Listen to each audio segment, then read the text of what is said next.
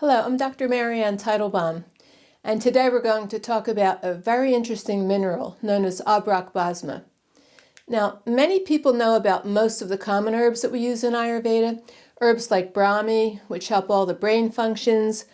There's Tulsi, which is amazing for immunity to colds and flus. Everyone knows about Ashwagandha, which is used to help you deal with stress. And of course, we've all heard about Triphala, the 3 berries which are used to promote bowel movements by promoting the flow of bile out of the gallbladder. I learned about the clinical use of these remedies and many others under an extended apprenticeship with Vaidya Ramakant Mishra, who was an award-winning herbal formulator who was sent to the United States to develop formulas for one of our first Ayurvedic companies. And he was kind enough to share his family lineage of Ayurveda with me over the course of the 20 years that he trained me. And during that time that he taught me how to use over 500 formulations he made for all the health problems we were seeing together, he also brought me herbs that are not so commonly mentioned here in America, where Ayurveda isn't as well established as in India. So from time to time, I'd like to share with you some of these very powerful, yet relatively unknown herbs, so you can see the wide array and depth of the pharmacopoeia that we have to share with our patients. Because many times I hear people complaining about specific health problems that they have, but they feel hopeless because modern medicine has no answers for them. And I realize that they have no idea how Ayurveda can help them because they're completely unaware of the vast array of herbs and treatments that we have at our fingertips. So I'd like to begin unveiling to you some of India's best-kept secrets, some herbs which you may have never heard of, and I'd like to begin that discussion with a remedy known as Abrak Basma. Now, Abrak Basma is considered a Maha Rasayana. Maha means great, because this is a supremely rejuvenating substance which takes years to make through a controlled process of repeated incinerations of the burning of mica, a shiny mineral of silica. Now, Vaidya Mishra used a special mica. It's a black mica called Krishnabur, and he scoured all over India to find a lab which had burned it 1,000 times, which is known as Saharaputi. It takes about 4 years to burn it that many times. And because normally the mica is burnt about 300 times, and it's widely used throughout India, but it's much harder to find the mica which was burnt 1,000 times. But as usual, he went the extra mile so that our patients could have access to the best. You see, each time the mica is burnt, the molecule becomes smaller and smaller until it becomes what's called a nanoparticle, which is a very small particle capable of penetrating deeply into the cells for maximum health benefit. But it can also be burnt and processed with different rejuvenating herbs at the same time, interacting with them and becoming a powerful catalytic agent to carry the intelligence of those herbs to the deepest levels of the cells along with it.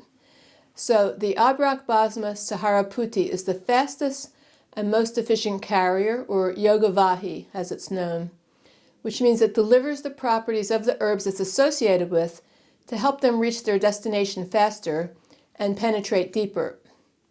Now, once he located this 1,000 burnt Abrak Basma, he carefully prepared it to make formulas for some of the more difficult problems that we were treating, knowing that combining the Abrak Basma would give the herb it was attached to a much stronger effect in combating the disease. So here's what he combined it with so that we could treat these difficult problems much easier. One of the first herbs he combined it with was sensitive plant, which is an herb which heals the nerve tissue. And he did this because he knew we had so many patients who were suffering from multiple sclerosis and how difficult it would be to treat.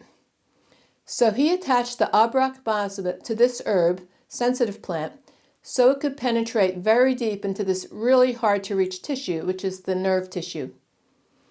He then proceeded to combine it with Sarpagandha, which is our famous herb to treat blood pressure for those patients who weren't responding enough to that herb. Then he was very excited to attach it to his favorite herb, which is Guduchi, which cleans the brain and nerve tissue to help our patients suffering from toxins in the brain and nerve, like those patients who were diagnosed with Alzheimer's, Parkinson's, and other demyelinating nerve diseases. This formula was especially great for those who had lived on farms or in states where there was a lot of farming and they had inhaled pesticides which penetrate deeply into their nerve tissue, creating Parkinson's, Lou Gehrig's, and other serious nerve conditions. And of course, he also provided us with a formula where he attached it to Punarnava, which is the premier Ayurvedic herb used widely to treat the kidneys. Now, we have many patients with kidney disease who could benefit from the use of this unique herbal combination. And he was very happy to combine it with mucuna, the dopamine-producing herb which is used to treat Parkinson's disease, also knowing that these patients would need to deliver the mucuna deeply into the substantia nigra. That's the area of the brain where the dopamine is produced. But it gets damaged by chemicals like pesticides and air pollution, both of which can easily absorb deeply into the brain, disrupting its function. Then I had told Vaidya I would like to experiment and use it with Tulsi, which is our potent antiviral herb to be used in the treatment of Lyme disease. Because with Lyme disease, the pathogenic organisms enter the cells and they hide out on the inside of the cells where the immune system can't find them. And this is why antibiotic treatments might fail if the Lyme and the other co-infections have had an opportunity to burrow deep into the inside of the cells. Because in here they can hide from both antibiotics or maybe other medications and herbs which are looking for the infection which is usually attached to the outside of the cells. So then they can't find it, and then it becomes really hard to treat.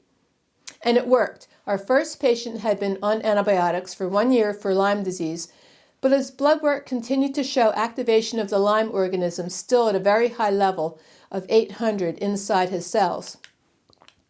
But after he took our Tulsi with Abrak Basma for just 3 months, the level went down to 300.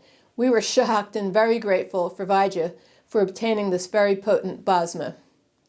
So now I can use Abrak Basma whenever I like, and I can combine it with anything I choose, whenever we're not getting enough response from using the herb all by itself.